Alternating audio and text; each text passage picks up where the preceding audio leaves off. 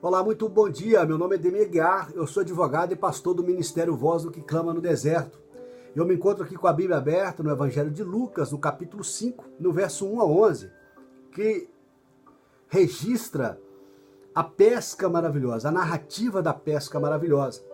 Aqui nesta passagem a gente vai ver que Simão Pedro, depois de ter trabalhado a noite toda, ele volta para casa sem conseguir apanhar nenhum peixe.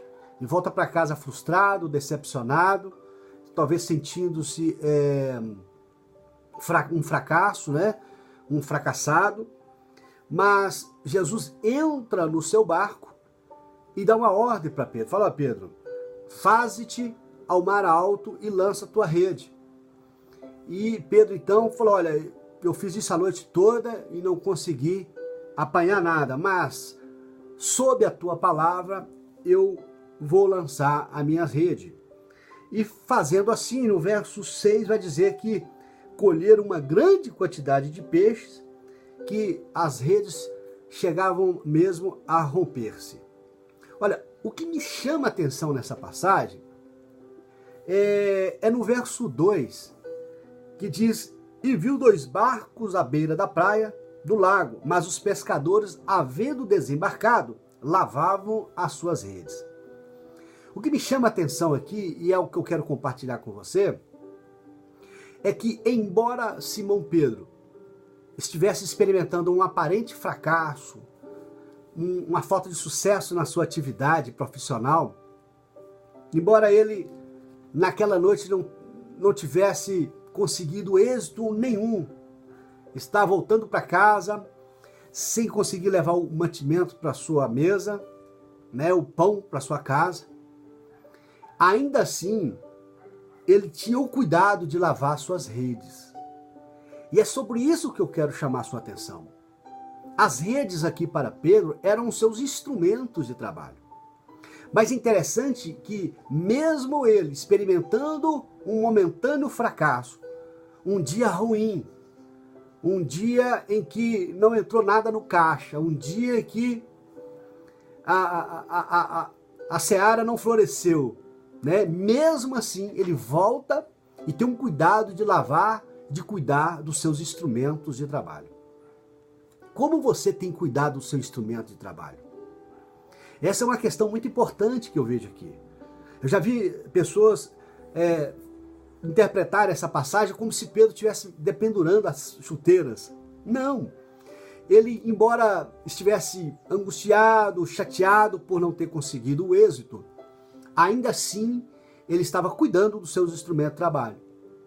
Ainda assim ele estava conferindo aqueles instrumentos de trabalho através dos quais ele ofere, né, o sustento da sua casa, o cuidado que eles merecem.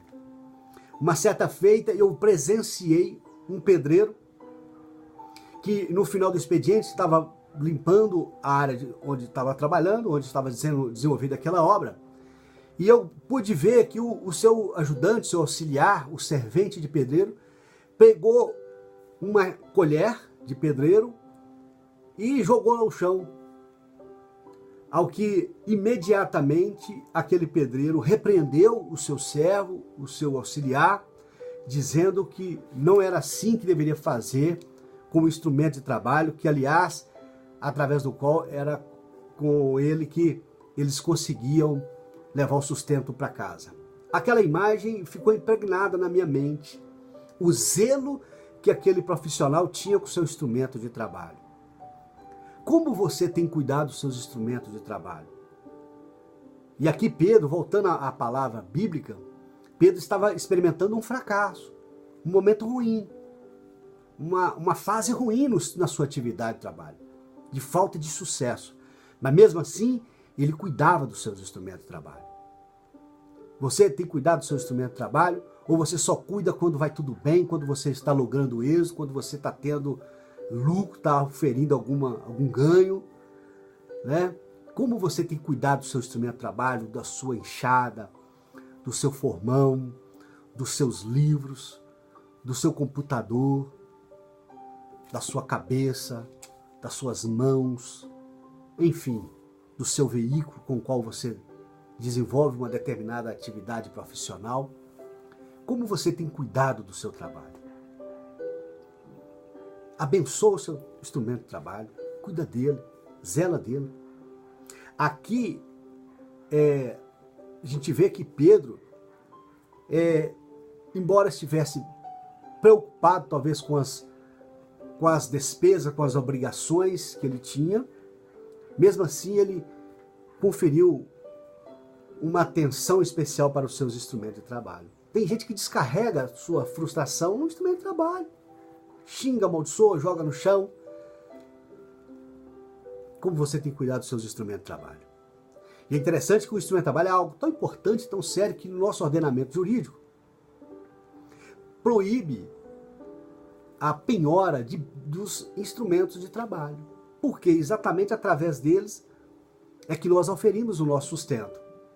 E isso está ligado diretamente à dignidade da pessoa humana.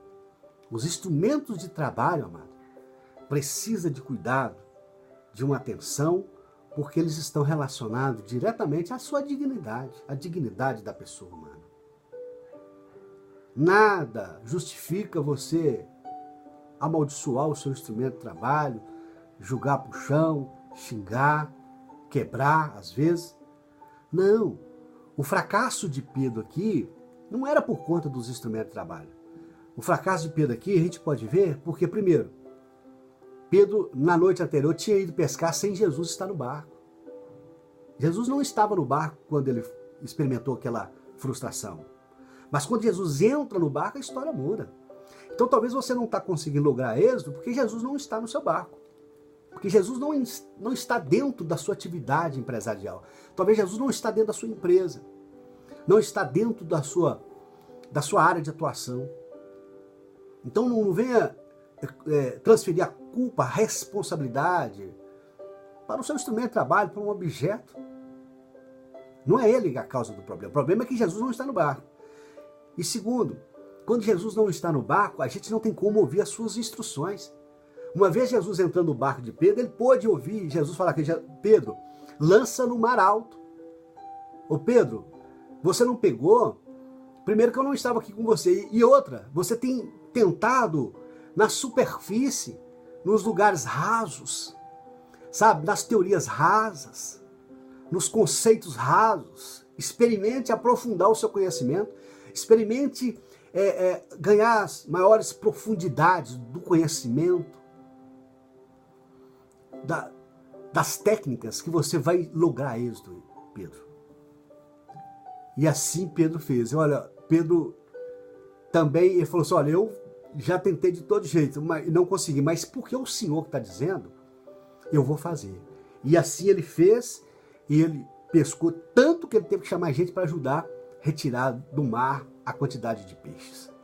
Eu quero dizer para você o seguinte, era o mesmo pescador, era o mesmo mar, o lago de Genezaré, que na verdade eles chamavam de mar, mas não era um mar, era um lago, e também era o mesmo instrumento de trabalho, mas que agora foram os meios através dos quais Pedro obteve uma pesca maravilhosa. O que é maravilhosa?